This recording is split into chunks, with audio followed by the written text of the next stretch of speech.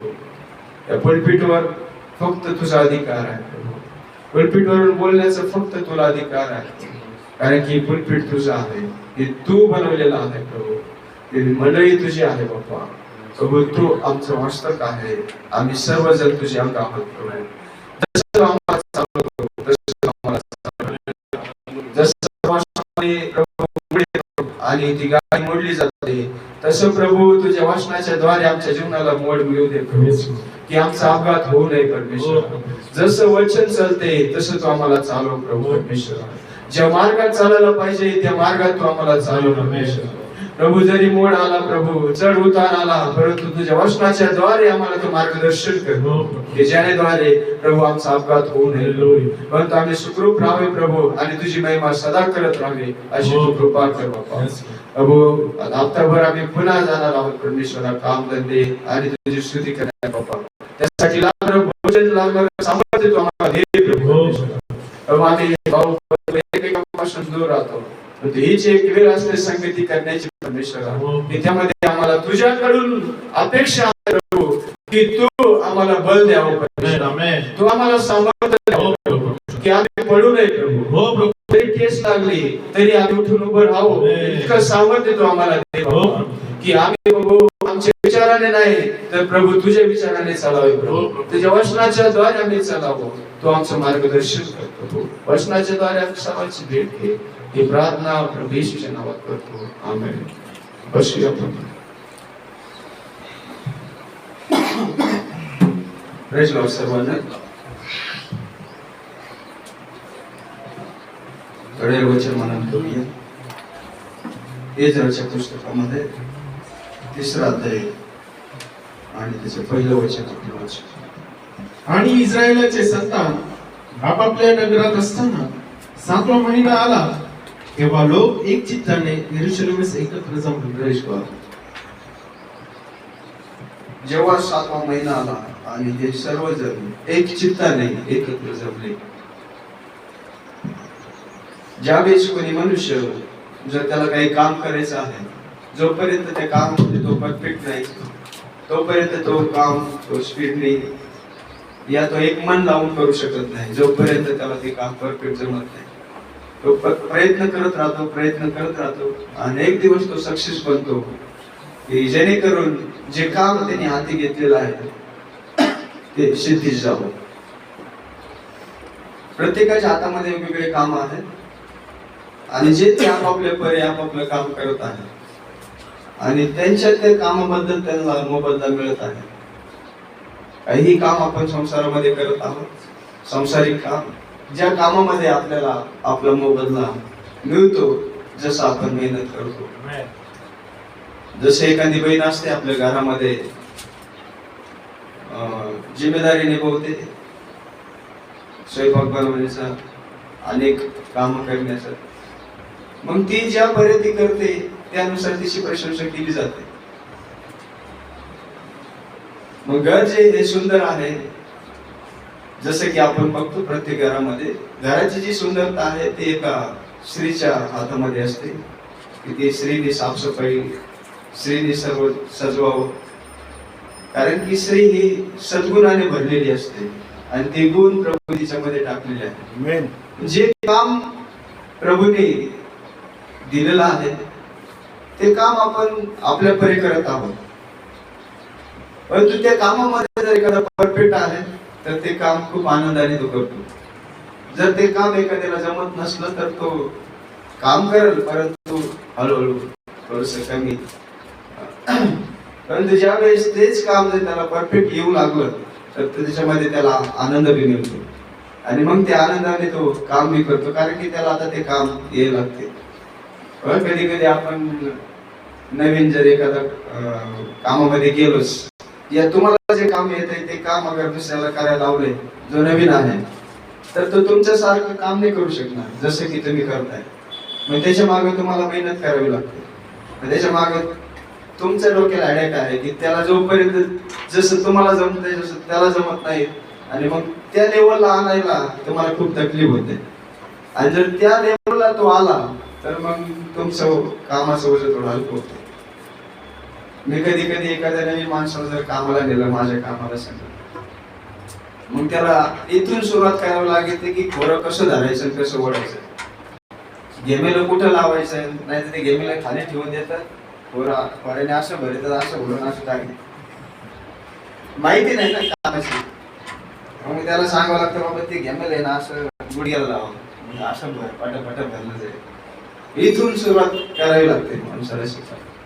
आणि खोदायच्या कामासाठी म्हटलं तर त्याला टिकाव धरायचे बी माहिती नसतं, टिकाव मारायचा कसा हे बी एक पद्धत आहे. पण त्याने असं धरायचं आणि असंच मारायचं नाही.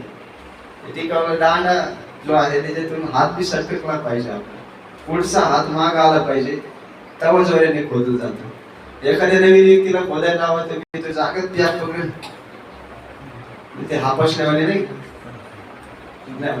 पुढचा हात माग आला पाहिजे. मग त्याला हे बी सांगावं लागतं बाबा हे असं खोदायची पद्धत असते नसते, नाही तर डोकं फुटल, टिकाव डोक्याला लागेल, म्हणजे टिकाव तुझ्या नखामध्ये शिरल. म्हणजे जे नवीन लोक असतात त्यांना इथून आपल्याला सुरुवात करावं लागते. हे माझ्या कामाचं सांगितलं ते तुम्ही तुमच्यापर्यंत तुमच्या कामात करू शकता की जे काम तुम्ही करता. म्हणजे जर तेच काम त्याला परफेक्ट येऊ लागलं तर मग त्याची मजुरी बी वाढते, मग त्याची डिमांड वाढते. जवळ शिकतोय तोपर्यंत नमून राहणार, एकदा शिकल्यावर मग तो वरचढ होणार.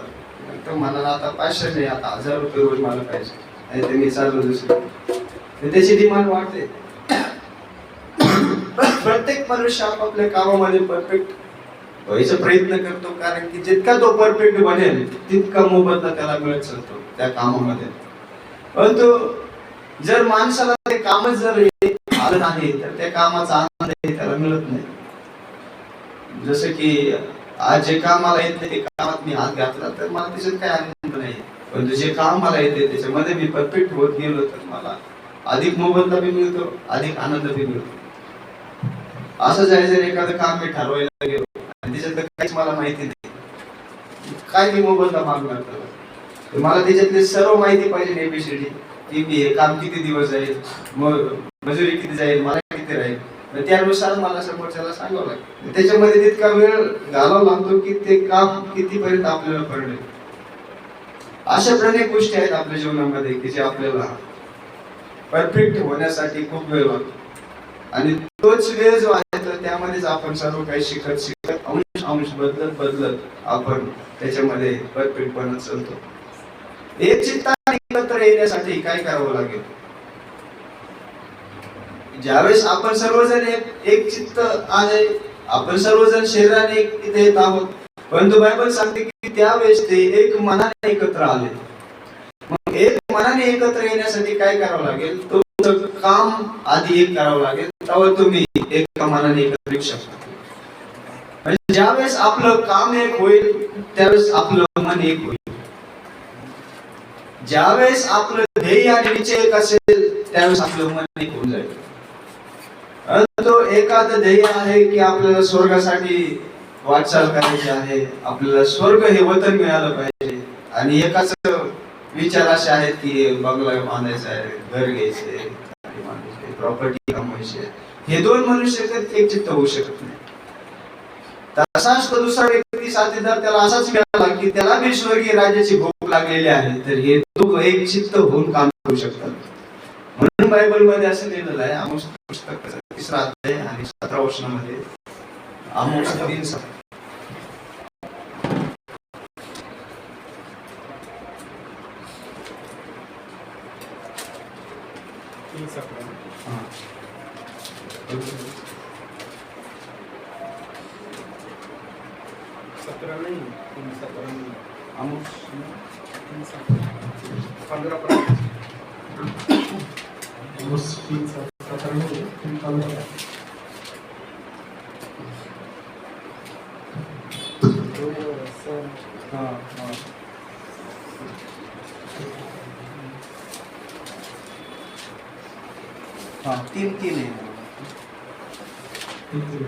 दोघे एकमताचे असल्या वाचून ते एकमेकांच्या बरोबर चालतील काय? जोपर्यंत दोघांचं मन एक होत नाही ते दोघं समोर यायचं शिकून. हे दोघं कोणी बी असू शकतात, तुमच्या जॉबवरती असू शकतात, तुमच्या घरामधले असू शकतात, तुमचे मित्र असू शकतात. जोपर्यंत त्याचं मन एक नाही तोपर्यंत ते संघ चालू शकणार नाही. आता तुम्ही जिथं काम करताय तिथं तुम्ही सांगितलं की मला संडेला सुट्टी पाहिजे. संडेला दरवेळेस संडेला काय सुट्टी? एका दिवशी ठीक आहे तुमचं देव दे, एका दिवशी चालू द्या. दर रविवारी काय नाही जमणार मला. त्याचे विचार अलग आहे, तुमचे विचार अलग आहे. इतर विचारांची फरक होऊन जाते. परंतु जर मला बी तसाच मिळाला की तो बी स्वर्गीय राज्यासाठी झटणार आहे तर तो रविवारी तुम्हाला काही चालू येत नाही. म्हणजे भक्तिमान माणसाबरोबर संगती करून जर चालेल तर त्याचा प्रवास सुखरूप होऊ शकतो. जसे की मी या वर्षामध्ये बहिणीविषयी साक्ष चांगली ऐकली की बहिणी आता जसं त्रास देत होते तसं त्रास देत नाहीत. आता आम्हाला प्रार्थनेला फ्रीडम आहे. म्हणजे मागं जसं झालं त्या जीवनामध्ये शिकले बी आणि आता जो प्रवास आहे तो सुखरूप होत आहे. पैसा थोडा आहे परंतु जीवन आनंदाचं आहे. अशा साक्षी यासाठी आहेत आपल्या जीवनामध्ये की बहिणी जर साथ देत असेल तर या दोघांचं जीवन जे आहे सरळ जगण्यासाठी एकदम इझी होऊन जातं. त्याच्यामध्ये खिचाव होत नाही. एकीकडे ओढतंय ते एकीकडे ओढतंय. पण जर दोघांनी एकमेकाला साथ दिली तर हा जीवनाचा प्रवास सरळ सुखरूप होऊ शकतो. म्हणजे खिचाव कुठून होतो? दोघं एका गोष्टीवर सहमत असते ना तर खिचाव होतो. मी म्हटलं मला फ्लॅट घ्यायचा, वाईफ म्हणते नाही घ्यायची. म्हणजे माझ्या मनात विचार घ्यायचा, ती म्हणते नाही घ्यायची. दोघं सहमत नाही तर हे शक्य नाही. ज्या वेळेस ते म्हटले घ्यायचा आहे, मी म्हटलं घ्यायचा आहे, सहमत झाले, ती गोष्ट शक्य होऊन जाते. आणि मग पुढचं जे संकट येणार आहे ते तुम्हाला झेलावं लागणार आहे. कारण की दोघं सहमत होऊन त्या गोष्टी केलेल्या आहेत. तर त्याच्यासाठी तुम्हाला दोघांना बी मेहनत करावी लागते. एक काम असं आहे की बायबलमध्ये लिहिलंय बघा, दोघे एकमत असल्याशिवाय ते एकमेकाच्या बरोबर चालतील काय? चौथ्या वचनात लिहिलंय, सिंहाला शिकार नसली तर तो जंगलात गरजेल काय? तरुण सिंहाने काही धरले नसले तर तो आपल्या गुहेतून आपला शब्द उच्चारेल काय? जेथे पक्षासाठी जाळे मांडले तर तो आपल्या जेथे पक्षासाठी जाळे मांडले नाही तेथे तो भूमीवरच्या पाशात पडेल काय? पाशात काही सापडले नसले तर तो पाश भूमीवर. सिंहाला शिकार नसली तर तो जंगलात गरजेल काय हा प्रश्न आहे. आणि पुढे तरुण सिंहाने काही धरले नसले तर तो आपल्या गुहेतून आपला शब्द उच्चारेल काय? प्रश्न आहे प्रत्येक ठिकाणी. आणि याचं उत्तर तुम्हाला खाली मिळते 7 आणि 8 वचनामध्ये की प्रभूला काय सांगायचंय. प्रभू यहोवा आपले सेवक भविष्यवादी यांना आपले रहस्य प्रकट केल्या वाचून खरोखर काहीच करणार नाही.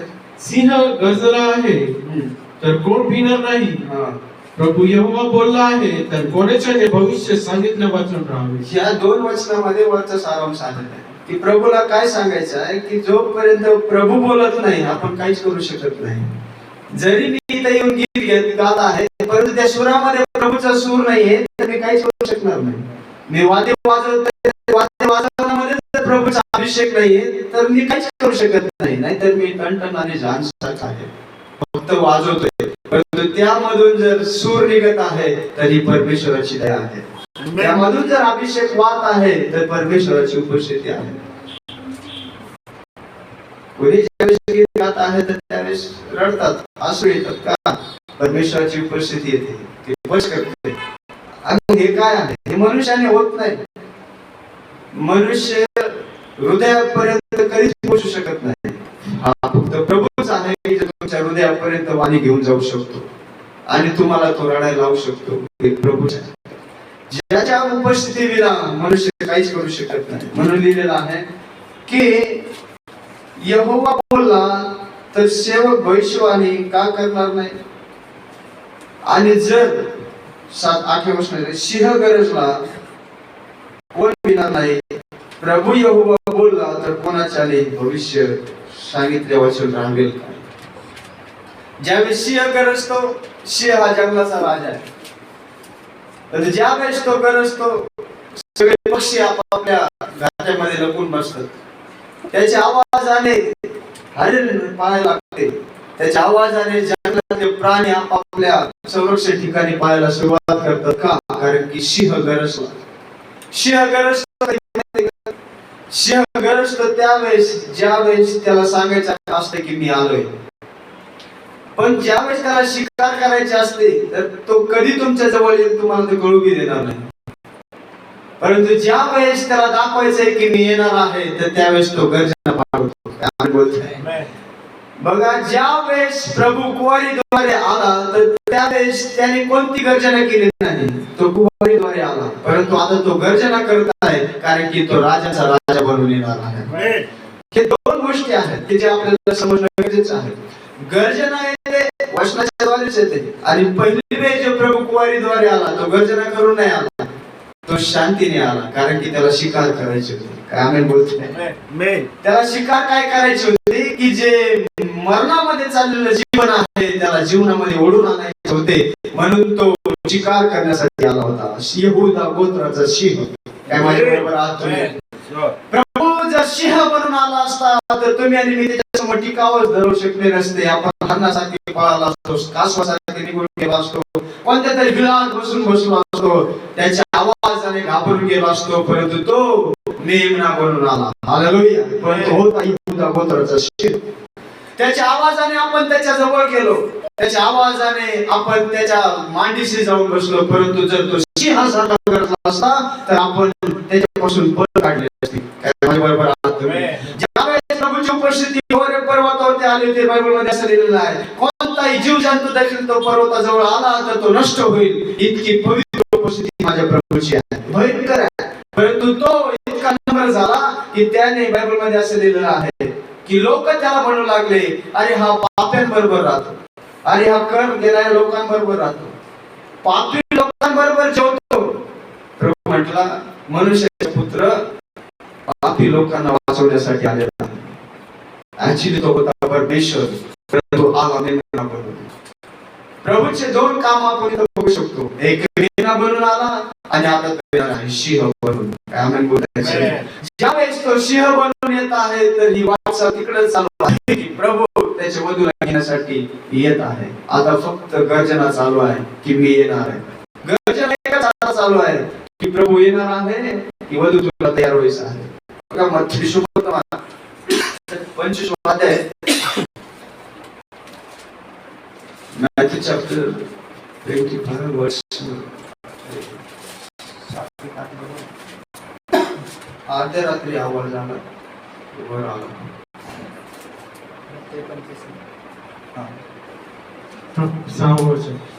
पण मध्यरात्री अशी हाक आली की पहा वर येत आहे. मध्यरात्री आवाज आला.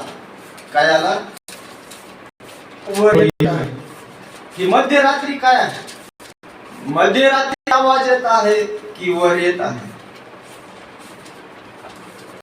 रात्री आली की ज्यावेळेस मनुष्य झोपलेला, रात्र ज्यावेळेस माणूस काम धंदे सोडून आरामात गेलेला असतो, रात्र याने ज्यावेळेस मनुष्य काही काम करत नाही. रात्रीचा उल्लेख केलेला आहे कारण की रात्री माणूस रिलॅक्स असतो. मग ही कोणती रिलॅक्स वेळ आहे की त्यावेळेस प्रभू येणार आहे? तर बायबल मध्ये असं लिहिलेलं आहे, प्रकटीकरणाचं पुस्तक त्याचा 3रा अध्याय 17 प्रकटीकरण. मी श्रीमंत आहे, मी धन मिळवलेले आहे व मला काही उणे नाही असे तू म्हणतो, पण तू कष्टी नाही. दारापाशी 3रा अध्याय 16 वचन, 15 आणि 16. तर तू कोमट आहेस.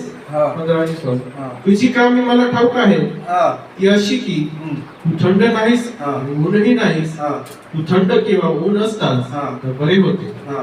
तर तू कोमट आहेस म्हणून तू थंड नाहीस आणि ऊनही नाहीस म्हणून मी तुला. या दोन गोष्टी बिलीव्हर्सच्या जीवनामध्ये असणं गरजेचं आहे. एक तर तो थंड असला पाहिजे, एक तर तो गरम असला पाहिजे. गरम याने बिलीव्हर विश्वासू, थंड याने जगातला.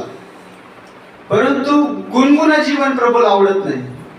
प्रभू काय म्हणतो, तुम्ही जगात बी आहात आणि प्रभू मध्ये बी आहात. असलं जीवन प्रभूला आवडत नाही. प्रभू म्हणतो एक तर जगामध्ये जा, एक तर माझ्याकडे या. दोन पर्याय आहेत तुमच्याकडे, जीवन आणि मरण. पण बिलीवर आज दोन्हीकडे बी पाऊल ठेवून चालत आहे. हे जगणं, असं जगणं अपघाताचं कारण ठरू शकते. की जर तुम्ही दोन्ही रुळावर चाललेला आहात, तुम्हाला एक पट्टीवरती चालावं लागतं की ज्यावेळेस तुमचा अपघात होणं कमी संकेत आहे की तुमचा अपघात होईल. परंतु तुम्ही जर दोन्ही रुळावर चालू लागले तर निश्चितच अपघात आहे. ड्रायव्हिंग करताना तुम्ही इकडे बी चालताय इकडे बी चालताय असे असे चालले तर तुमचा अपघात होणं निश्चितच आहे. परंतु एक रुळावरून बरोबर तुम्ही चालत राहा, तुमची नजर बी बरोबर सरळ राहील. पुढून कोण येत आहे, मागून कोण आहे, सर्व नजर तुमची तेज राहील आणि तुमची ड्रायव्हिंग बी सुखरूप होईल. तुमचा अपघात होणं थोडस टळू शकते.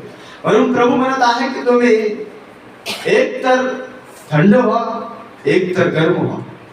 आणि मध्येच गुणगुण जीवन प्रभूला आवडत नाही.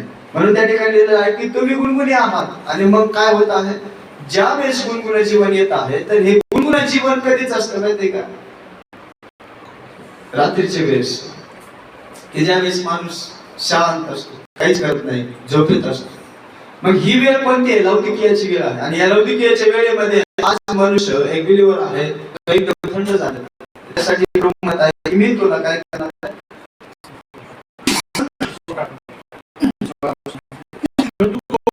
तू कोमट आहे, म्हणजे तू थंड नाही गरमी नाही आणि ऊनही नाही, ऊनही नाही. म्हणून मी तुला रोखून टाकणार. म्हणून मी तुला आपल्या तोंडातून टाकणार आहे. उलटी कधी येते माणसाला, ज्यावेळेस सवयच्या मध्ये आपल्या जठामध्ये, आपल्या आतड्यामध्ये, अपचमध्ये, त्यावेळेस माणसाला उलटी होते. काहीतरी गडबड झाली आणि मग उलटी येते. मग तू आलाय माझ्यामध्ये, परंतु मला आता तुला माझ्यापासून दूर करायचे, कारण की तुझं जीवन जे आहे ते जीवन बघून मला उलटी यायला लागली. म्हणून प्रभू म्हणतोय सरगर्म हो, सरगर्म आणि गरम हो. आम्ही बोलते सरगर्म आणि गरम हो. हालेलुया. ज्या वेळेस गरम अवस्थेमध्ये तुम्ही येतात तर त्यावेळेस ते जीवन प्रभूला आवडते. म्हणून एजेच्या पुस्तकामध्ये लिहिलेलं आहे त्यावेळेस ते एक चित्ताने एकत्र आले का ते सरगर्म झाले. जोपर्यंत सरगर्म मनुष्य होत नाही, त्याच्यामध्ये गरमी येत नाही, तोपर्यंत ते एक चित्ताने एकत्र येऊ शकत नाही. ज्यावेळेस ते एकत्र येतात तर त्यांना एकमेकाची ऊब मिळते. काय आम्ही बोलतायचं बघा, ज्यावेळेस अंड्यांमधून पिल्लं बाहेर काढावं लागतात ना कोंबडीला, तिला 21 दिवस मेहनत करावी लागते. माझ्याकडे लक्ष द्या. ज्यावेळेस अंडच असते, परंतु त्यामधून ज्यावेळेस जीवन बाहेर काढायचे असते तर एका कोंबडीला 21 दिवस ते अंड आपल्या पंखाच्या खाली घोळावं लागते. आणि इतकी गरमी तिला द्यावी लागते. तिला तुम्ही बाहेर तिचं अंड्यावरून बाहेर काढले तरीही ती जाणार नाही, ती पुन्हा जाऊन अंड्यावर बसेल. कारण की तिला माहिती आहे मी जर आता हे अंडे सोडून गेले तर याच्यामधलं जीवन हे अंड्यातच मरून जाईल. म्हणून ती कंटिन्यू जाते आणि दिवस रात्र ती गर्म करत राहते. आणि ज्यावेळेस ती वेळ येते कुचीने एक अंड ती फोडायला सुरुवात करते, त्याच्यातून जीवन बाहेर येते. ज्यावेळेस गरमी येते त्यावेळेस जीवन बाहेर येते. ज्यावेळेस संगतीमध्ये आपण येतो एकमेकांच्या गर्मीने जीवन बाहेर येते. आम्ही बोलतो असंच तुम्ही आपल्या जीवन हप्ताभर आपल्या कामावरती जीवन व्यतीत करा. जी गर्मी इथं तुम्हाला मिळते ती तुमच्या कामामध्ये कधीच मिळणार नाही. ज्यावेळेस तुम्ही प्रॅक्टिसला एकत्र येतात, ज्यावेळेस तुम्ही स्तुती आराधनेमध्ये एकत्र येतात, मीटिंग मध्ये एकत्र येतात, एकमेकांच्या गर्मीने आपल्याला प्रोत्साहन मिळते, जीवन पुन्हा उभारते. म्हणजे संगती प्रभूने का ठेवलेली आहे, एक चित्ताने प्रभूने एकत्र यायला का लावले, एकमेकांची गर्मी एकमेकांना मिळाली पाहिजे.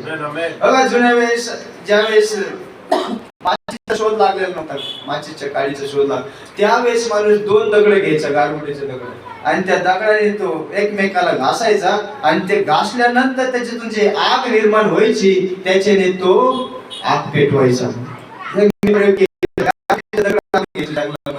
ते घासायचे एकमेकाला आणि मग त्याने कागदाला आग लावायची आणि मग तो कागद लाकडाला आग लावायची. 2 दगडाचं ज्यावेळेस घर्षण होते ना त्यावेळेस आग निर्माण होते. आम्ही बोलतायचे एक दगड जो परमेश्वर आहे आणि दुसरा दगड तुम्ही आणि मी आहोत. घर्षण होऊ द्या म्हणजे आग उत्पन्न होईल. एक दगड तर कंटिन्यू आगीने भरलेला आहे, परंतु हा दगड त्या दगडापर्यंत नेणं आपलं काम आहे. आम्ही बोलताय पण हा दगड त्या दगडापर्यंत आपण घेऊन जाण्याचं काय आहे, तर त्यासाठी आपल्याला संडेचा दिवस वेगळा करावा लागेल.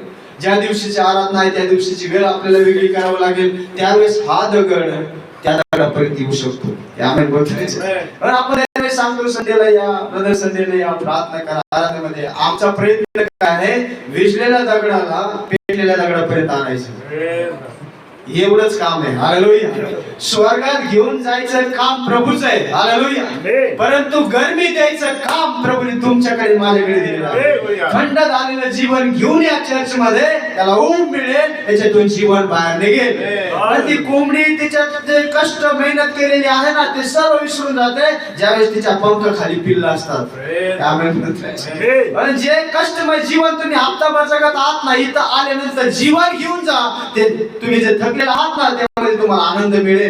तुम्ही ते विसरून जाताल की हप्ताभर माझ्या जीवनामध्ये काय परिस्थिती आली होती, मी काय कोणत्या कष्टामधून गेलो, कोणत्या बिकट अवस्थेमधून गेलो. परंतु संडेच्या दिवशी देव माझ्या बरोबर बोललेला आहे. आता ही वाणी घेऊन मी माझ्या हप्ताभर माझ्या जीवनामध्ये मी चालणार आहे, कारण की देव माझ्या बरोबर बोललेला आहे. ही ऊब घेऊन जाणं गरजेचं आहे. एजाच्या वेळेस सर्व लोक एक मनाने एकत्र आले. काय करताना काही कामं नव्हते का? काय त्यांना त्यांच्या फॅमिलीचे कामं नव्हते? अतिरिक्त काय त्याच्यावरती अशी वजन नव्हतं? नाही. आता ते म्हटले होते, आता वेळ आलेली आहे, आम्हाला प्रभूचं मंदिर बांधायचं आहे. आता आपल्याला एक होणं गरजेचं आहे. ब्रदर, ज्या वेळेस वाणी येते ती वाणी तुम्हाला एकत्र करते. काय माझ्या बरोबर आहात तुम्ही? ज्या वेळेस बघा शाळेमध्ये घंटा वाजवली जाते. आता ती घंटा कोणी बी वाजवू शकत नाही, त्याच्यासाठी नियुक्त केलेला माणूस आहे. मी जर कोणाला म्हटलं जा रे ती घंटा वाजव, तो कशी बी वाजवल. परंतु जो रोजचा नियुक्त केलेला माणूस आहे, तो ज्यावेळेस वाजविल ना, श्रोत लोक समजतील शाळा भरली. आणि मग ज्यावेळेस तो वाजवेल शाळा सुटली. मध्ये ज्यावेळेस वाजेल स्टाफ चेंज झाला. परंतु मध्ये तुम्ही एखाद्या पोराला पाठवा, तो शाळा सुटलेली घंटा वाजवेल, सगळे पोरं बाहेर येतील. मधून कामासाठी नियुक्त केलेले कोणी मनुष्य आहेत की देवाने त्यांच्यामध्येच ती क्वालिटी टाकलेली आहे. आम्ही बोलतो थोड्या थोड्या गोष्टींवरून आपल्याला शिकणं गरजेचं आहे की प्रभूने ज्या माणसामध्ये ती क्वालिटी टाकलेली आहे त्या माणसाजवळ चिटकून राहा, म्हणजे ऊब तुम्हाला मिळेल. जर त्याच्यापासून जर आपण दूर गेलो तर आपण थंड पडू, आपण खाली पडून जाऊ. परंतु असा एक मनुष्य आपल्याला शोधायचा आहे की ज्याच्यामध्ये सदा गरमी असणार आहे. तो एकच मनुष्य आहे, तो माझा प्रभू ईश्वर. त्याच्या जवळ चिटकून राहा, त्याच्या जवळ राहा, सदा तुम्ही गरमीमध्ये असतात. आपण बोलताय काही काळ असतो की ज्यावेळेस आपण चूल पेटितो ना, ते चूल पेटल्यानंतर जर त्याच्यामध्ये ओलं लाकूड आपण टाकलं ना, तर ती धुपायला लागते. धुपायला लागते याने आग विझते आणि ती फक्त धूर देते. म्हणजे धुराने काय होतो, त्रास होतो. म्हणजे फक्त तुम्ही वाळलेली लाकडं टाका, तुम्हाला ते चुलीकडे बघायची गरज नाही. एकदा जाळायला लागले का ते जळतच असतं. पण ओलं लाकड त्याच्यामध्ये आल्यानंतर थोडासा त्रास होतो. आपल्या घरात एखादं ओलं लाकड असतं ते की जेपर्यंत आणखीन बी ते सुकलेलं नाही, आणि मग सुकलेलं नाही म्हणून ते पेटायला त्याला तकलीफ होते. आणि ज्या वेळेस ते सुकते बघा, सुकलेलं लाकूड बघा, सुकलेल्या लाकडाकडे काही आशा नसते. त्याला माहिती आता मला मरायचंय आणि माझ्या मरणाने अन्न शिजणार आहे आणि त्या अन्नाच्या द्वारे एक व्यक्ती वाचणार आहे. ते लाकडावर आता माझी आशा संपली. तसं तुमचं आणि माझं आहे, आपण सुके लाकड आहोत. अरे आता काहीच राहिलेलं नाहीये. आता मला मरायचंय, फक्त एकच ध्येय आहे, प्रभू येणार आणि मी उच्चारला जाणार आहे. हेच या लाकडाचं ध्येय असलं पाहिजे. ज्या वेळेस मनुष्य एक चित्ताने एकत्र येत होतं त्या ठिकाणी काम व्हायला सुरुवात होतं. एजाच्या ठिकाणी असं झालंय. एजाचं पुस्तक 3रा अध्याय आणि इस्रायलाचे संतान आपापल्या नगरात असताना 7वा महिना आला, तेव्हा लोक एक चित्ताने यरूशलेमेस एकत्र जमले ते आपापल्या नगरामध्ये होते, परंतु त्यावेळेस ते एक चित्ताने एकत्र आले. त्यावेळेस त्यांनी कुणीही कारण सांगितले नाही की आता माझ्या आप्तजनांचं लग्न आहे, आता माझ्या आप्तजनांकडे मला जावं लागेल, मला त्यांना भेटावं लागेल, आता ते मेले त्यांची माहिती मला करावी लागेल. ते म्हटले हे सगळं आता बाजूला ठेवायचं, आता वेळ आलेली आहे आपल्याला एकत्र यायचं काम आहे. ही वेळ अमोल आपल्या जीवनात येणं गरजेचं आहे की जे एक वेळ इस्रायल लोकांच्या जीवनामध्ये आली. ही वेळ आणण्यासाठी प्रभूला त्याच्या जीवनामध्ये संकट पाठवावं लागलं, त्यांना गुलामीत टाकावं लागलं, त्यांना एकत्र येण्याची जी ताकद असते ती प्रभूला त्यांना दाखवावं लागली. की जे तित्तर बित्तर झालेले लोक होते, त्यांच्याकडे आशा नव्हती, त्यांचे सर्व हारून गेलेले होते, आता ते म्हटले बस झालं, आता हे गुलामीत राहण्याचं काम आता आपल्याला एकत्र यायचं आहे. त्या सिच्युएशन मधून आता ह्या सिच्युएशन मध्ये आपल्याला येणं गरजेचं आहे. की जसं की तुम्ही आता जीवनभर हप्ताभर जीवन जगत आहात आणि ज्यावेळेस संडेला तुम्ही येताय एक वेगळीच ऊब तुम्ही घेऊन जाता की नाही? जाता का नाही चर्च? ज्यावेळेस तुम्ही आराधना करता तुम्हाला वाटतं की नाही की बाबा आता काहीतरी मला मिळालेलं, मी आराधना करतोय, आता मला काहीतरी मिळालेलं आहे, आता मला ते सोडायचं नाही. हालेलुया. तुम्ही त्या लांबून तुमचा वेळ खर्च करून येता, मग खाली हात का जाताय? काहीतरी घेऊन जा. तुम्ही पैसा खर्च करताय, तुमचा वेळ खर्च करताय, तुमची बुद्धी खर्च करताय, मग हे सर्व करत असताना एक मन प्रभूचं काम करा, एक मनाने. हालेलुया.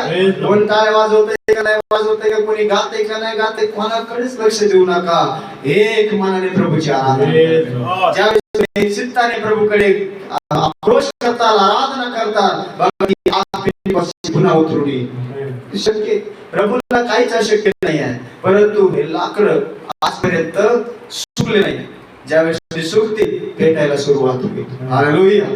मग त्याला काम करावं लागणार आहे. जे लाकूड ज्या झाडाला लागलेलं आहे तिथून तोडून आणावं लागतं.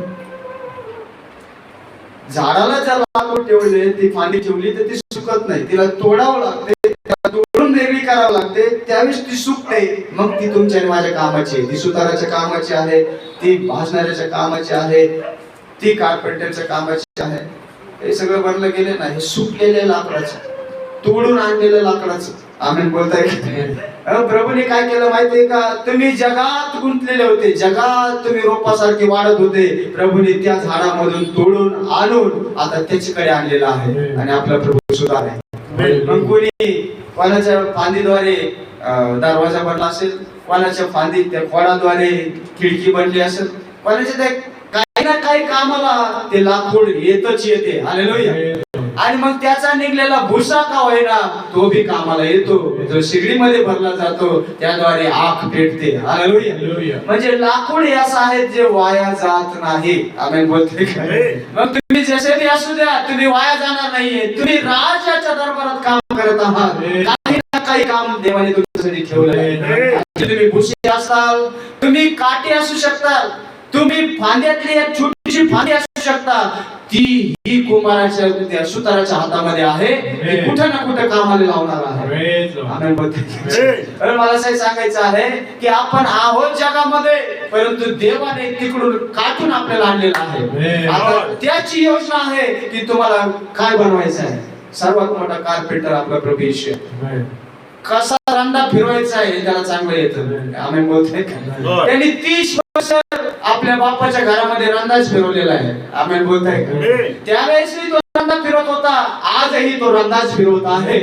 त्यावेळेस तो शारीरिक फिरवत होता, आता तो आत्मिक फिरवत आहे. त्याच्या वधूला तयार करण्यासाठी आज भी रंदा त्याच्या हातामध्ये आहे. जसं लाकडाला आकार द्यायचा आहे तसं तो देणार. तुम्ही कधी विश्वासात हार मानू नका. जसं त्याला बनवायचंय तसं तो तुम्हाला बनवणार. जर त्यांनी योजना केलेली आहे माझे मेंढरातला एकाचाही मी नाश होऊ देणार नाही तर नाही होऊ देणार. मग तुम्ही किती काही नाशामध्ये असू द्या, किती काही तुम्ही पापामध्ये फसलेला असू द्या, देवाने तुमची निवड केलेली आहे. ब्रदर, आज मनुष्य हरून जातो आपल्या विचारात की मी इतकं पाप करतो, मी इतका चुकतो, मी इतका चूक करत राहतो. ब्रदर, ही प्रोसेस आहे. अंश अंश तुम्ही बदलत आहात, देव तुम्हाला तयार करत आहे. आज मी प्रभूच्या हातामध्ये रंदा आहे. जसं तुम्हाला घडवायचंय तसं तो तुम्हाला आणि मला घडवत राहील. म्हणून हे वेळेमध्ये असं झालं, ते एक चित्ताने एकत्र आले, एकत्र जमले. आता एक चित्त होऊन कशासाठी ते आले होते? दुसरं वचन वाचा. तेव्हा हा योसादाकाचा मुलगा येशुआ हा व त्याचे भाऊ याजक हा व सल्तियेलचा मुलगा जरुब्बाबेल व त्याचे भाऊ यांनी उभे होऊन हा. इस्रायलाच्या देवाची वेदी बांधली. हे सर्वात मुख्य काम आहे, विधी बांधण्याचं. आता ही विधी त्यांनी बांधायला सुरुवात केली आहे, तर ही विधी बांधण्याचं कामासाठी बी एक चित्त व्हावं लागलं सर्वांना. आमेन. आज ही विधी बांधली जात आहे, परंतु सर्वांचे विचार वेगवेगळे आहेत. परंतु एकच विचार असला पाहिजे सर्वांचा, की या विधीसाठी काय करावं लागणार आहे, या विधीसाठी कोणतं लाकूड लागणार आहे, या विधीला कसं घडवायचं आहे, या विधीसाठी किती पैसा लागणार आहे, विधीला कोणती डिझाईन द्यायची आहे, प्रभूने कसं मोजून सांगितलेलं आहे, त्याच्यासाठी काय करायचं आहे. मला स्वतःला मारावं लागलं तरी चालतंय, परंतु प्रभूची विधी बांधली गेली पाहिजे. म्हणजे आज चर्च तुमच्या आणि माझ्या हातामध्ये काय काम आहे. एक बाबल्याच्या लाकडाला काय आशा नसते, ती तर सदा टोचत असते आणि लोक त्या झाडाला सदा नावच ठेवत असतात. परंतु प्रभू म्हटला, बाबुळाचं लाकूड आणा आणि त्याच्यामध्ये संदूक बनवा. कशाचं? बाबुळाच्या लाकडाचं काय बनायचं? कोण नाव घेतं का बाबुळाचं लाकडाचं? तुम्ही बदामाच्या झाडाचं नाव घेता, जैतुनाच्या झाडाचं नाव घेता, आंब्याच्या झाडाचं, चिकूच्या, पेरूच्या, बाबळीच्या झाडाचं कोण नाव घेतो? ते म्हणते लय मोठे काटे, तिकडे जायचंच नको. प्रभू म्हणतो, मला त्या झाडाची गरज आहे. चर्च मी काय बोलतोय समजतंय का? आपण त्या बाबळीच्या झाडाच्या लाकडासारखे आहोत, नुसतं काटे टोचणारे. परंतु प्रभूने तुम्हाला मला म्हटले, तुम्हीच मला पाहिजे विधी बांधण्यासाठी. चर्च समजतंय का मी जे बोलतोय? म्हणजे जे जगामध्ये धिक्कारलेले होते, जगामधून टाकलेले होते, असे प्रभू म्हटलं तेच मला पाहिजे, कारण की तीच माझी विधी आहे. आणि ज्या वेळेस त्यांना बोलवलं गेलं, ते लाकड याचकाला सांगितले गेले. ज्या वेळेस ते आणले तर फक्त ते लाकडच राहिले नाही. तुम्हाला माहितीये का? त्याला आणखी सांगितलं, आतून आणि बाहेरून सोन्याने माडवायचं. कशाने? सोन्याने.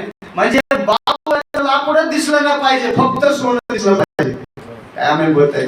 आज तुम्ही आणि मी दिसतोय ना, फक्त सोनं आहे. होतं लाकूड, बाबळीचं लाकूड, परंतु देवाने आतून आणि बाहेरून आपल्याला सोन्याने मढलेलं आहे. ते सोनं बायबल सांगते, ते वचन आहे. वचनाने आतून आणि बाहेरून देवाने आपल्याला सजवलेलं आहे. गोप्याचं लाकडाचं वृक्ष लावलं आणि काय सांगितलं प्रभूने माहितीये का? ते लाकूड घेऊन या, परंतु आतून बाहेरून डांबर लावा. फक्त लाकडाने चालणार नाही, त्याच्यासाठी डांबर गरजेचं आहे. म्हणजे डांबर काय करते माहिती का? डांबर पाणी आतमध्ये होऊ देत, लिकेज होऊ देत नाही. आम्ही बोलताय का? आपण सर्वजण गोप्याचे लाकड आहोत, परंतु कुठून तरी छिद्र आहे, जिथे जगातल्या गोष्टी आतमध्ये येतात ना. कधी सास भाऊ येते, कधी पुष्पा येतो कुठून रील येते, कधी बोक्ष येते ठेवलेले. का? आपण डांबर नाही लावलेला. आतून बाहेरून ज्यावेळी डांबर लावलं जाईल ना, तर जगातल्या गोष्टी आतमध्ये येणार नाही आणि ही विश्वासरूपी जहाज डुबणार नाही.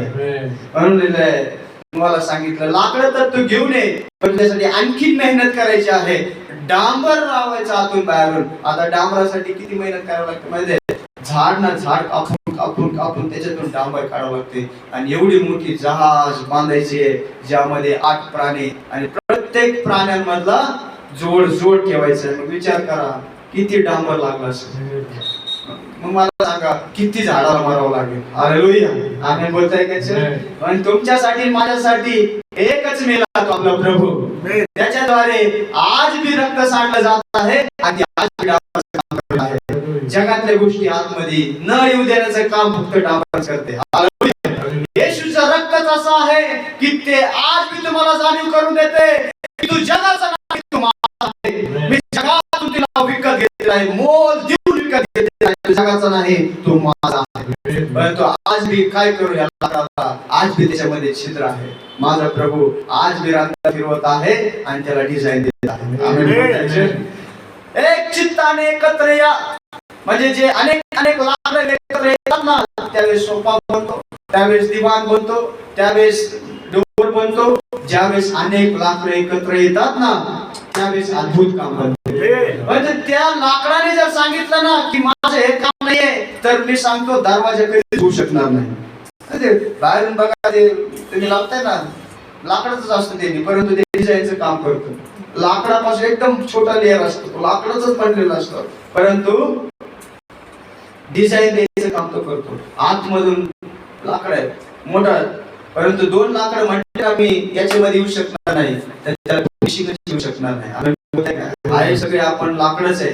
कोणी डिझाईनचं काम करत आहे, कोणी काम करत आहे, परंतु आहे आपण सगळे लाकूड. हालेलुया. एक चित्ताने एकत्र या, म्हणजे हे चर्च वधू बनवून जाईल. ज्यावेळेस आपण आजपर्यंत फक्त चर्च आहोत, परंतु ज्यावेळेस आपण येतो ना, त्यावेळेस तयारीला लागू ना, त्यावेळेस आपण हीच वाट बघू की वर येणार आहे वधूला घेण्यासाठी. म्हणजे हे लाकडं जे एकत्र येत आहेत ना, यांना फक्त एकच काम आहे, यांनी एक चित्ताने एकत्र यावं. आमेन बोलायचं. मग संडेच्या दिवशी काय करावं लागणार आहे या लाकडांना, जे की अनेक कारण सांगतात, यांच्यावर रांदा फिरवायची गरज आहे आणि ते प्रभू करणार. आमेन बोलताय. कसा फिरवणार? तो संकटाचा रांदा फिरवेल, तो कोणताही रांदा फिरवेल, परंतु तो तुम्हाला वळून त्याच्या वधू मध्ये घेऊनच येणार, जर निवडलेले असेल तर. सांगतोय नाही, जर जगातले आहेत तर प्रभू लक्ष न देणार. त्याचं निवडलेलं बीज आहे आणि ते जगामध्ये आहे तर प्रभू रांदा फिरवीत फिरवीत त्याला आणेल. आम्ही बोलताय काही तुमच्या म्हणजे माझ्या बरोबर तसं घडलंय का? घडलंय. प्रभूने रांदा फिरवून फिरवून आपल्याला तयार केलेला आहे आणि आज या लाकडाचं काम आहे त्याची महिमा करण्याचं. हालेलुया. ज्यावेळेस हातामध्ये लाकूड जाते आणि ज्यावेळेस एक आकार देऊन त्याला ज्यावेळेस घडवते ना, आणि ते घडल्यानंतर त्याचा सोपा म्हटला, मला विकू नको, मला तुझ्याच पैसे थांबव, मला विकू नको, तुझ्याच पैसे थांबव, आणि तूच मला घडवलंय. नाही, तू विकला गेला तर त्याच्यातून मला मोबदला मिळेल. आपण बोलताय जगासाठी आपल्याला मरावं लागणार आहे, प्रभूसाठी जगावं लागणार आहे. रांदा फिरणार, प्रभू फिरवणार, हे वचन आहे परमेश्वराचं. कारण की तोच आपला एक उत्तम कारपेंटर आहे की जो खूप सुंदर डिझाईन देऊ शकतो. आता एकत्र आल्यानंतर हे ज्यावेळेस एकत्र आले तर जे काम कठीण होतं इस्रायला करायचं, ते काम सोपं झालं, कारण की सर्व लोक एक आहे. एखादी जड वस्तू असते आणि ती एकाने उचलत नाही ना, तर तुम्ही 4 जण हात लावा, 4 जण ज्यावेळेस हात लावतात ना, तर त्यावेळेस ते इझी तुम्ही उचलू शकता. म्हणजे ह्या चर्च मधल्या ज्या गोष्टी आहेत ते एक जण करण्यापेक्षा सर्वांनी मिळून जर केलं ना, ते इझी होऊन जाईल. म्हणून एकत्र आणि एक चित्ताने येणं गरजेचं आहे. आज जास्त वेळ राहिलेला नाही भावांनो. आपल्या लेकरांचे लग्न होतील का नाही हे बी गॅरंटी नाहीये. मी तर नाही आमचं बोललो लग्न म्हणल्यानंतर ते जर 18-19 वर्ष गेले आपल्या लेकरं लहान आहे, परंतु इतकी तर वेळ राहिली नाहीये. जी बी राहिलेली आहे थोडी, त्या वेळेमध्ये हे बाबुळाच्या लाकडा तयार हो, त्याच्या हातामध्ये पड, ते तुला आकार दे. परंतु आज ज्या वेळेस एखादं लाकूड त्या कुंभार सुताराच्या हातामध्ये पडले ना, तर तो बरोबर वेळेमध्ये त्याला घडवेल. आमेन बोलताय का? कारण की जी मागणी असते ना, ती लाकडाकडे नसते. ती मागणी जी आहे ना, ती कारपेंटरकडे असते. म्हणजे सुताराचं काम करणाऱ्याला आपण कोणाला सांगतो, मला दिवाण बनवून द्या, लाकडा सगळं बोलतो सुतार. म्हणजे ऑर्डर कोणाकडे? आपण त्या सुताराच्या घरात आहोत, कुठेतरी पडलेला. ज्यावेळेस वाटलं ना की आता ह्या लाकडापासून काय बनणार आहे, त्याच्या माइंड मध्ये या लाकडापासून काय बनणार आहे, ऑर्डर आलेली आहे. ऑर्डर त्याच्याकडे आहे, त्याने लिहून ठेवलेलं आहे सगळं की कोणत्या लाकडापासून काय बनवायचंय आणि कोणत्या घरी जाणार आहे. हे सर्व काही कारपेंटरला माहिती आहे, फक्त वेळ बाकी आहे. आम्ही बोलताय का? आता ते काम चालू आहे, कोणाच्या द्वारे दरवाजा बनवत आहे, कोणाद्वारे दिवाण सोफा बनवत चाललंय, कारागिरी चालू आहे. प्रभू सर्वांना बनवणार आहे, सर्वांना हातामध्ये घेऊन तो तयार करणार. हालेलुया. वेळेनुसार ऑर्डर आलेली आहे, प्रभू आपल्याला तयार करणार आहे. फक्त एक चित्ताने, फक्त राज दरबारामध्ये आपण पडलोत ना तर म्हणायचं आहे राजाची नजर माझ्यावरती आहे. अरे कोणी म्हणतात माझ्यावरती नजरच नाही, मी तर शिपाई आहे. आणि शिपाई काय आहे, कोण लक्ष देत आहे, परंतु पेमेंट राजाकडूनच मिळत असतं. त्यामुळे ते पेयाला जाणारा असू द्या, मग तो खाली झाडू पोछा करणारा असू द्या, तो शेतीत काम करणारा असू द्या, सर्वांचा मोबदला माझ्या प्रभूच्या हातामध्ये आहे. आजचे राजे लोक तरी तुम्हाला ओळखत नाही, तुम्ही सर्वांना ओळखताय. मोदीला तुम्ही ओळखताय, मोदी तुम्हाला ओळखत नाही. बरोबर आहे का नाही? सर्वांनी वावा करतात ना, मोदी मोदी मोदी तुम्हाला ओळखीत, तुम्ही मोदीला ओळखताय है ना. तो आपला असं आहे, आपण आपल्या प्रभूला ओळखत नाही, प्रभू आपल्याला ओळखतो.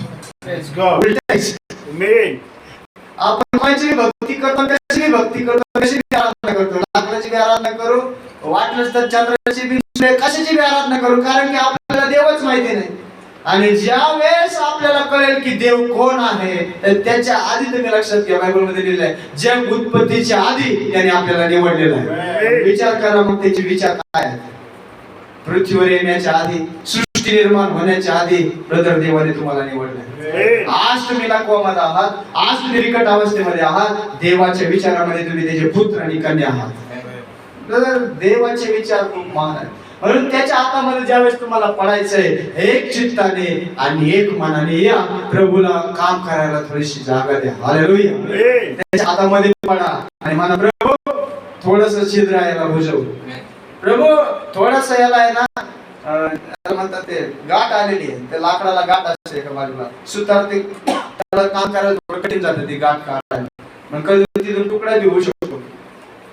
पण तो म्हणा, प्रभू हा तसा आहे, मला कामाला लाव. हालेलुया. थोडस इजा देणार असू शकतं माझं जीवन, त्याच्यामध्ये गाठ बी असू शकते प्रभू, पण तो हाय तसा मी तुझ्या हातात आहे प्रभू, मला कामाला लाव. हालेलुया. काय तुझी योजना आहे प्रभू, माझ्याकडून तू काम करून घे. हालेलुया. राजाच्या दरबारात आपण काम करत आहोत, देवाची नजर आपल्यावरती आहे. मग आपण कसं काम करत आहोत. कठीण जाते त्या व्यक्तीला की जे काम तो करत आहे, जर तो एक मनाने करत नसेल तर ते काम सिद्धीत जाऊ शकत नाही. ते काम करण्यासाठी त्याला एक मन आणि एक चित्त व्हावं लागतं. काय आमेन बोलताय? नाही तर दूरूनच म्हटलं बाबा 10x10चा खड्डा आहे, कधी खांदून होईल, आणि पैसे जर सांगितले तर अरे बापरे बाबा एवढं कधी खांदून व्हायचं नाही. त्याच्यासाठी तुला पूर्ण तयार व्हावं लागेल की मी हे खांदून त्याला देऊ शकतो आणि त्याचा मोबाईल मला मिळू शकतो. बघ ते 5x5चा खड्डा आहे आणि डोके इतका अरे कधी व्हायचं ते 10 दिवस व्हायचं नाही, मला माहिती आहे ना, मी 1 दिवसात खांदू शकतो. म्हणजे त्याच्यासाठी काय लागतं, अनुभव लागतो. त्याच्यासाठी एक मन व्हावं लागतं, एक चित्त. जितका घाम घालायचा घालू शकतो, पण माझ्याकडे ताकद आहे तेवढी, मी करू शकतो, हे मला माहिती आहे. एखादा ड्रायव्हिंग करतोय, ओले लांब जायचंय यार जॉब, तर त्याला माहिती आहे ना मी ड्रायव्हिंग करू शकतो, कारण की त्याने तेवढा वेळ घातलेला आहे. आणि नवीन व्यक्तीला म्हटलं तर ते डोलक्या काय 1000 किलोमीटर जायचं म्हटलं तर येऊन जाऊन प्रवास करायचं म्हटलं नको नको नको, कुठेतरी झोप आहे. आणि जर त्याच्यामध्ये त्यांनी लय दिवस घासलेले आहेत तर तो म्हणाले इझी आहे, मी जाऊन येऊ शकतो. म्हणजे जे एका व्यक्तीला कठीण वाटतं ना, त्यामध्ये वेळ घातलेल्या व्यक्तीला ते सोपं वाटतं. आम्ही बोलतो असं बायबल समजणं आणि वाचणं कठीण वाटतं, परंतु रोज त्याच्यामध्ये वेळ घालवा सोपं वाटतं. आज मनुष्य जितकं त्याला कठीण समजतोय ना, तितकं ते कठीण नाहीये, ते खूप सोपं आहे, परंतु माणूस त्याला वेळ द्यायला तयार नाहीये. एखाद्या लाकडाला सुतार बघतोय आणि नवीन जर कारागिराने बघितलं ना, तर म्हणा अरे कसं बनवायचं याला, हे तर सगळं गोलच आहे. सुताराला माहिती आहे ना की याच्यापासून फळी तयार करणार आहे, जे नाही लागणार ते भाग मी काढून टाकणार आहे, मला जो पाहिजे मी तो घेणार आहे, हे त्यांनी त्याच्या माइंड मध्ये ठेवलेलं आहे. आम्ही आजही तुम्ही माझ्याकडे बघताय, मी तुमच्याकडे बघताय, असं कधीच आपल्याला वाटत नाही की आपण उचललं जातो म्हणून, नाही वाटत ना कधी. आपण स्वतःवरच विश्वास ठेवत नाही, कारण की आपण पडतो उठतो, परंतु देवाने वरतूनच बघितलेलं आहे, हाच माझा निवडलेला आहे, हाच आहे तो की ज्याच्यासाठी मी रक्त सांडलेला आहे. मग कोण आहे? मग तुम्ही नाही तर मग कोण आहे? मग कोणासाठी त्यांनी रक्त सांडलं? ही तर भेटलं आहे आपल्या सर्वांना एकत्र करण्यासाठी तर त्यांनी रक्त सांडलेलं आहे. आणि जर तुम्ही म्हणताय की माझ्यासाठी नाही तर कोणासाठी? आम्ही बोलतोय काय, शियासाठी नाही, हे कुत्र्या मांजरा डुकरासाठी नाही, रक्त सांडले प्रभूंनी माझ्या तुमच्यासाठी, ज्याच्यामध्ये जीवन आहे, ज्याच्यामध्ये प्राण आहे, ज्याच्यामध्ये आत्मा आहे, जो देवाच्या प्रतिरूपातला आहे, देवाने त्याच्यासाठी रक्त सांडलेला आहे. का ना ब्रदर एक मन होऊन आपण प्रभूचं काम करूया, का ना आपली बुद्धीचं दर्शन करूया, का ना आपली ताकद आपण लावूया, का ना आपण स्वतःला उपासामध्ये टाकूया, का ना जठरपणा सुकूया, प्रभूच्या कामासाठी काय करायचं तितकी मेहनत आपण करूया, एक मनाने एक चित्ताने काय करूया काम प्रभूचं. हालेलुया. एक मन होऊन जे काम कठीण आहे ते सोपं होऊन जाईल. हालेलुया. म्हणून अनेक एकाच व्यक्ती उपवासात जातोय, चर्च उपवासात गेलं तर काय होईल? अद्भुत काम. काय झालं होतं ज्यावेळेस योना प्रचार करायला गेला, राजापासून खाली शिपाई काम करण्यापर्यंत, राजापासून खाली शिपाई काम करण्यापर्यंत सर्वजण ताट वळून उपवास. बायबल मध्ये असं लहान लेकरं काय, गुरं ढोरं काय, सर्वांना बांधून उपवासी. किती दिवस? मला सांगा, ते लहान पिल्लू गाईचं वासरू काय ओरडत असेल, ते बकरीचं पिल्लू बारक काय ओरडत असेल, यांचे लहान लहान लेकर काय ओरडत असतील. सगळा आक्रोश प्रभूकडे चाललाय 40 दिवस. हालेलुया. म्हणजे नाश होणार होता. प्रभू म्हटला, अरे ह्या वेलीकडे जी आता उगली आणि क्षणात नष्ट झाली, त्याच्यासाठी तू माझ्याकडे आक्रोश करतोय. हे तर किती लोक आहेत, मी यांच्यावर दया करू नको. ते तुम्ही आणि मी आहात. हालेलुया. ते निनिवे शहरामधले आपण आहात. हालेलुया. नष्ट होणार होतं, परंतु प्रभू म्हटला, हेच तर माझे निवडलेले, यांच्यासाठी रक्त सांडलेला आहे. काय आहे ते तुम्ही आणि मी आहोत, जे की धिक्कारलेले, टाकलेले, नाशासाठी निवडलेले आहे. परंतु एका संदेशाद्वारे तुम्ही आणि मी वाचलेला आहोत. या ब्रदर आणि भावांनो बहिणींनो, एकत्र येऊया, एक मन होऊन एक चित्ताने प्रभूचं काम करूया. ब्रदर, ज्यावेळेस ती ढोलकी तुम्ही हातामध्ये घेताय ना, ती सहज बनलेली नाही. त्या ढोलकीला बनण्यासाठी कोणत्या तरी प्राण्याला मारावं लागलेलं आहे. ते कातड चमड तिथं आलेलं आहे आणि त्याच्यातून आवाज निघत आहे. हालेलुया. नाहीतर ते मेंढरूच म्हणलं असतं मला मारायचं नाही, तर तुम्ही आराधनेमध्ये आनंद करू शकले नसते, जर ते कातड तिथं लागलं नसतं. आमेन बोलायचं. आज मला तुम्हाला हे सांगायचंय, जर तुम्ही इथं नाही तर हे मैफिल काहीच कामाचे नाही. तुम्ही आहात, मैफिल सजलेली आहे. मग कमून आपण कारण सांगू, मी आजारी आहे, मी दुःखात आहे, मला हे काम आहे, मला ते मला माझ्या प्रभूची मैफिल सजवायची. हालेलुया. मग कशी सजवणार? एक मन आणि एक चित्त होऊन आपण एक मनाने प्रभूचं काम करूया. प्रभू तुम्हाला आशीर्वादित करेल. एक एक गाऊन प्रभूची स्तुती करूया.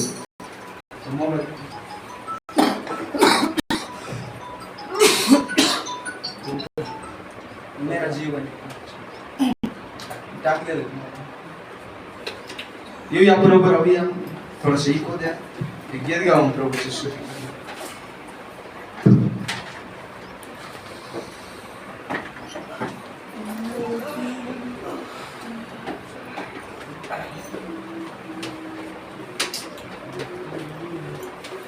हालेलुया.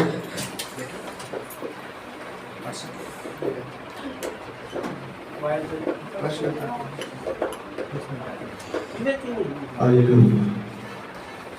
मेरा जीवन इतना अच्छा तो नहीं है, मेरा दिल इतना सच्चा तो नहीं है, तुझसे नाता भी कोई पक्का तो नहीं है, मैं जैसा भी हूँ मुझको कबूल कर ले, मैं जैसा भी हूँ मुझको कबूल कर ले, मैं जैसा भी हूँ मुझको.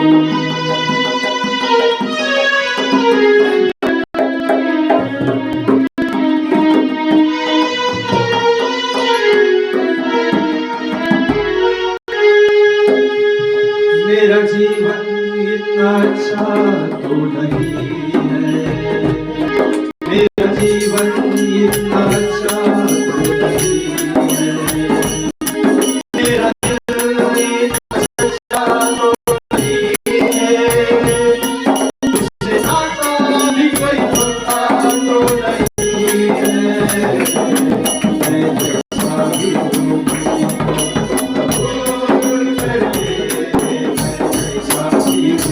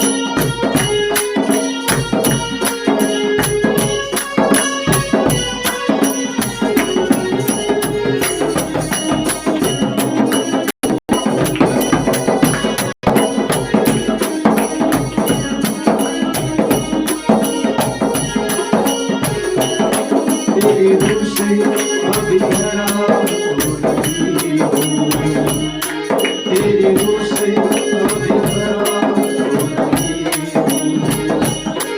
आयु कैसा भरा तो नहीं हूँ, फूल जैसे अभी भरा तो नहीं हूँ। मैं जैसा ही हूँ,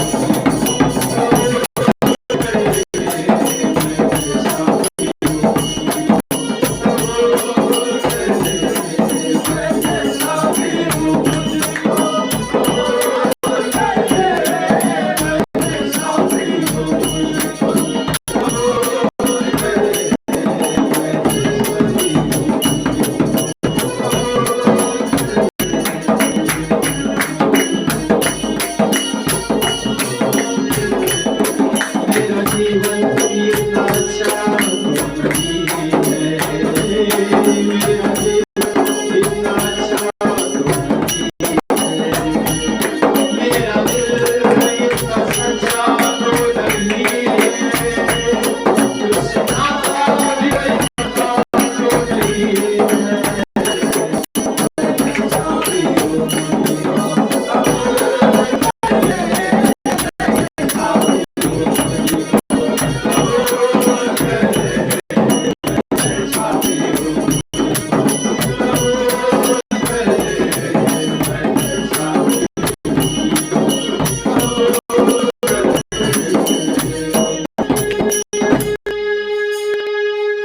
मेरा जीवन इतना अच्छा नहीं है,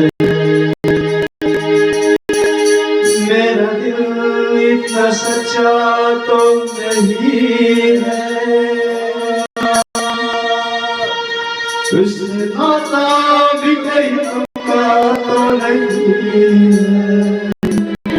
मेरा जीवन इतना अच्छा तो नहीं है, मेरा दिल इतना सच्चा तो नहीं है, तुझसे नाता भी कोई पक्का तो नहीं है। मैं जैसा भी हूँ मुझको कबूल कर ले, मैं जैसा भी हूँ मुझको कबूल कर ले। वाक्यवाणी गोष्ट जीवन आहे प्रभू, एकमेकांना निरादर करणारं प्रभू, एकमेकांना दिलासा नाही परंतु तुच्छ लेखन हे जीवन आहे प्रभू। आम्ही कधी कोणाला चांगलं म्हणलं नाही प्रभू, सदा एकमेकांवर आम्ही दोष लावत बसलो प्रभू, असं तर आमचं जीवन आहे। आम्ही आमच्या घरच्यांना कधी चांगलं बोलू शकलो नाही प्रभू, इतकं तर वाईट आमचं जीवन आहे प्रभू। कबूल कर प्रभू, कबूल कर जीवन है प्रभू, इतकं पडलेलं आहे बाप्पा की आमच्या घरच्यांना सगळ्यांना आम्ही दिलासा देऊ शकलो नाही बाप्पा आणि देत नाही बाप्पा, इतकं पडलेलं जीवन कबूल कर दे बाप्पा। एकमेकांना साथ देऊन प्रभू तुझ्यामध्ये वाढवण्याची कृपा तू आम्हाला दे प्रभू, की आम्ही एकमेकांना दिलासा देऊ आणि तुझ्यामधलं प्रेम आम्ही वाटवावं प्रभू, ते प्रेम आमच्या हृदयामध्ये भासून भासून भरू दे प्रभू। आमच्या बोलण्यात किती दिसू दे, आमच्या बोलण्यात उन्नती दिसू दे, आमच्या बोलण्यात कृष्ण दिसू दे प्रभू। जसं मी आहे हे जीवन कबूल कर, सर्व आशीर्वादित कर, सर्व प्रार्थना